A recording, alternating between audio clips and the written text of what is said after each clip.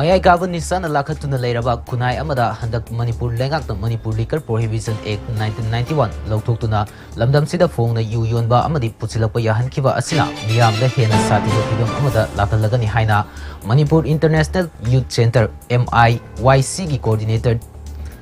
T Parizat Singana Tadro Puchero Aman Hairi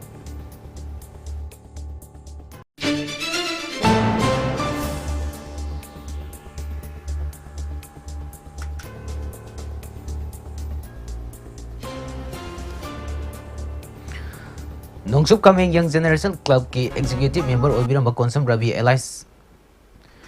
Ibung na Manung Matam Sada na Laikidabda Club Asigi General Secretary na Tadropa Sirol Amana Awabo Fungdoragli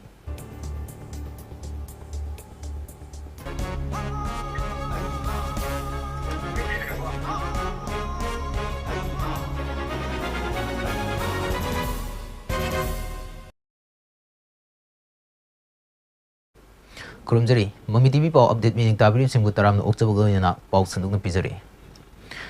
Mayai Kaban Nisana Lakatuna Lairaba, Kunai Amada Handak Manipur Lengak Manipur Liquor Prohibition Act 1991 Laututuna, Lamdam Sida Fong the Yunba Amadi, Pusilapa Yahan Kiva Sina, Miam the Hena Satiba Pibam Amada Lakalagani Haina, Manipur International Youth Center MIYC Coordinator T Parizat Singna Tador Putzero Amana Hairi, Zero la Sinamakata na Hai. Lenga ki thawong asi nisa thingani haidna paikhat liba thabak thawong singa yamna thina tayo nei lenga asina sel fangani haibagi damak natraga miyoi khujo kharagi senjau tana bagi damak miyambu nisa gi ipakta langthagadori lenga ki khongthang asi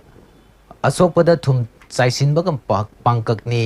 ima ivel singi thamoi soklaba nisa thingbagi khongjang asigi wahan thok manipur lengak na khangbidre sumnatagi sahida lupa crore Zataru Pangani Haina Mikari Loinana Angam Atho Karatabu Yugi Karbar Asida Kanaba Pihangani Haiba Hisab Toduna Tabak Zatarakli Nakala Amaromda Lengak the War on Drugs ki campaign Zatariba Adugama Nisagi Ningtau Oiriba Yubuna Fong Yunba Yahandori Lengaki Asigumba Kongtang Asi Atsumba Nate Maram Aduna Tungi Yumbiral Singi Kalaga Lengaki Firab Atubada Handopiyo Haina Zirol Asina Makatarakli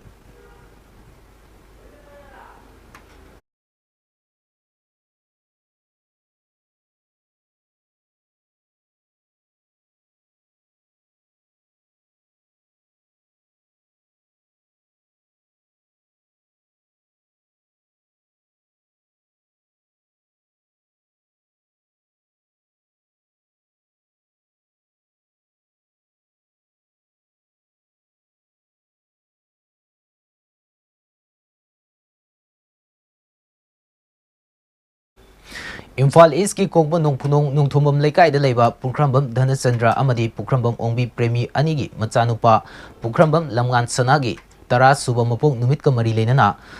Choktaba Naidraba Athoba Singda Kachaba I Haina Mingthonba Blood Donation Camp Ama Ngasi Jenems da Pangthokre Thauram aduda Miyoi Kuntra Romna I Dan Tauki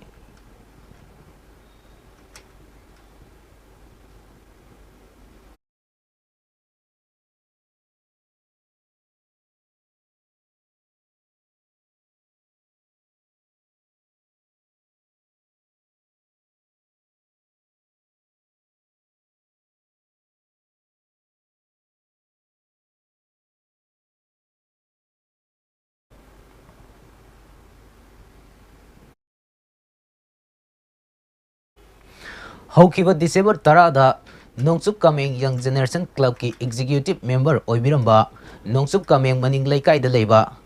Konsam Ibuhal Mitai Amadi Konsam Ongbi Pramo Lema Anigi Machanupa Konsam Ravi Elias Ibung Sahi Kuntramapana Manung Matam Chadana Laikidabada Club Asina Awabo Fongdorakli Loinana Laikidrabaki Tawaina Mapugi Laikolda Ingna Signa Lairunaba Tony Baga Loinana Mahaki Imung Manungi Awabada Saruk Yari Haina Club Asigi General Secretary na Thadropa Zerol Amana Hairi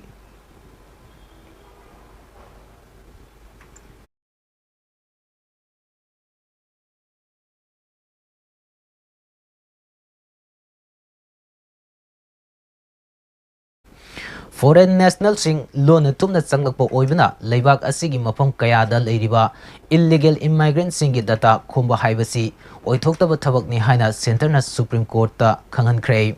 Assam da leiriba illegal immigrants singa mari leinaba citizenship ki section 6A ki constitutional validity gi maramda yengsiliba top court asida center na hai province asigi makada myoi lising tara taret chanipan hompumathoida citizenship pire apex court asina December taret ta thamkiba wahangi paukum piraduna center na hai ing lising amaga changapan hompu taruk tagi lising amaga changapan humramathoi phawbagi manungda foreigner gi Tribunal gi order singi makada mioi lising kuntrani thoi chahum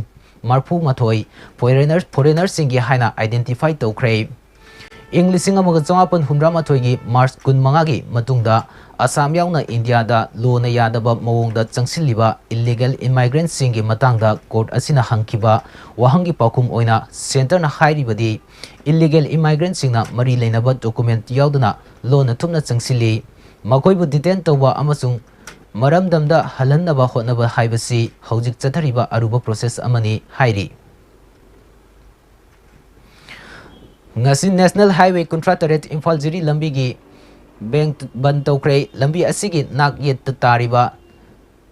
langjing achoba paso yurembam amasung kaithel manbi fau praja sing thadoraktuna lambida achat ok sing thatuna ban tokre ngasi ban aduda yaukhibi Arambam Ibemal Devi Pasoi Part 1 ngasi National Highway number Contractorate asida lambi sembi daba asina maram oiraga ana ayek kaya ana ama mayuk nare ngasi aina tawjari ban asi hana December 3 dagi tarani thoi phawda lambi sing asi sembi dragadi ngasi tang 12 dagi matam kaktana ban chatharagani haina media gi thongda phongdoki basu laikhrabani Aikhogi Pasoi Kendragi MLA Lamsang Kendragi MLA Konthojam Kendragi MLA singna meeting changbiu ngasi miyamna chatnariba lambi amadi laikut leitung kalbert na chingba asi athubada sembiu Pasoi Kendragi oina organization gi oina Women Development Association Nongdolambi Committee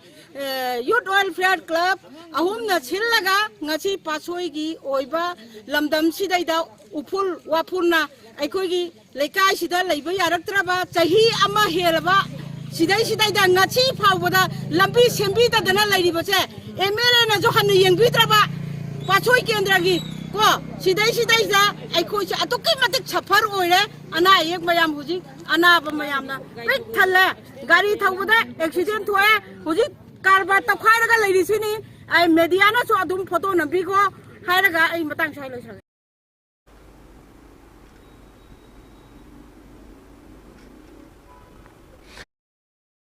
Taruktagi mafam khangdana mangkraba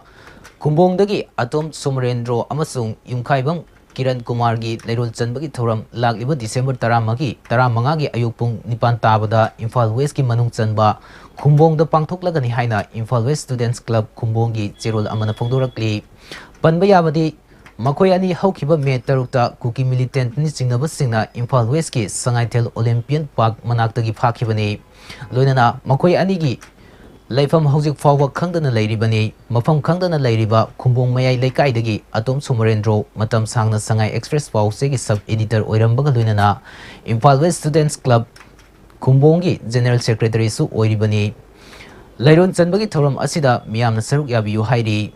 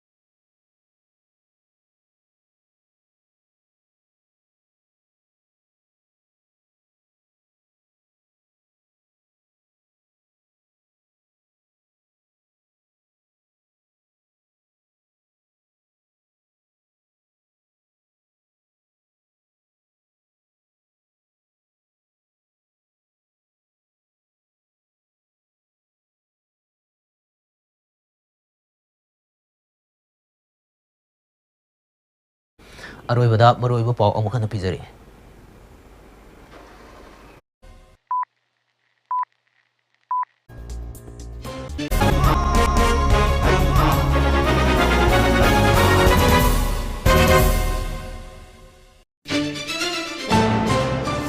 ꯃꯌꯥꯏ ꯀꯥꯕ ꯅꯤꯁꯥꯅ ꯂꯥꯈꯠꯇꯨꯅ ꯂꯩꯔꯕ ꯈꯨꯟꯅꯥꯏ ꯑꯃꯗ ꯍꯟꯗꯛ ꯃꯅꯤꯄꯨꯔ ꯂꯩꯉꯥꯛꯅ Manipur ꯂꯤꯀꯔ prohibition ꯑꯦꯛ 1991 ꯂꯧꯊꯣꯛꯇꯨꯅ ꯂꯝꯗꯝꯁꯤꯗ ꯐꯣꯡꯅ U ꯌꯣꯟꯕ ꯑꯃꯗꯤ ꯄꯨꯁꯤꯜꯂꯛꯄ ꯌꯥꯍꯟꯈꯤꯕ ꯑꯁꯤꯅ ꯃꯤꯌꯥꯝꯗ ꯍꯦꯟꯅ ꯁꯥꯊꯤꯕ ꯐꯤꯚꯝ ꯑꯃꯗ ꯂꯥꯛꯍꯜꯂꯒꯅꯤ ꯍꯥꯏꯅ ꯃꯅꯤꯄꯨꯔ ꯏꯟꯇꯔꯅꯦꯁꯅꯦꯜ ꯌꯨꯊ ꯁꯦꯟꯇꯔ MIYCꯒꯤ ꯀꯣꯑꯣꯔꯗꯤꯅꯦꯇꯔ ꯇꯤ ꯄꯔꯤꯖꯥꯠ ꯁꯤꯡꯍꯅ ꯐꯣꯡꯗꯣꯔꯛ ꯆꯦꯔꯣꯜ ꯑꯃꯅ ꯊꯥꯗꯣꯔꯛꯂꯤ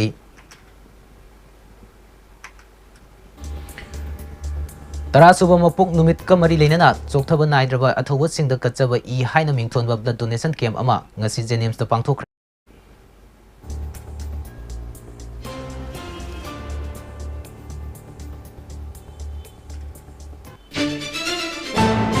ꯅꯣꯡꯆꯨꯞ ꯀꯃꯦꯡ ꯌꯪ ꯖꯦꯅꯦꯔꯦꯁꯟ ꯀ꯭ꯂꯕꯀꯤ ꯑꯦꯛꯖꯤꯀ꯭ꯌꯨꯇꯤꯕ ꯃꯦꯝꯕꯔ ꯑꯣꯏꯕꯤꯔꯝꯕ ꯀꯣꯟꯁꯝ ꯔꯕꯤ ꯑꯦꯂꯥꯏꯁ ꯏꯕꯨꯡꯅ ꯃꯅꯨꯡ ꯃꯇꯝ ꯆꯥꯗꯅ ꯂꯩꯈꯤꯗꯕꯗ ꯀ꯭ꯂꯕ ꯑꯁꯤꯒꯤ ꯖꯦꯅꯔꯦꯜ ꯁꯦꯀ꯭ꯔꯦꯇꯔꯤꯅ ꯊꯥꯗꯣꯔꯛꯄ ꯆꯦꯔꯣꯜ ꯑꯃꯅ ꯑꯋꯥꯕ ꯐꯣꯡꯗꯣꯔꯛꯂꯤ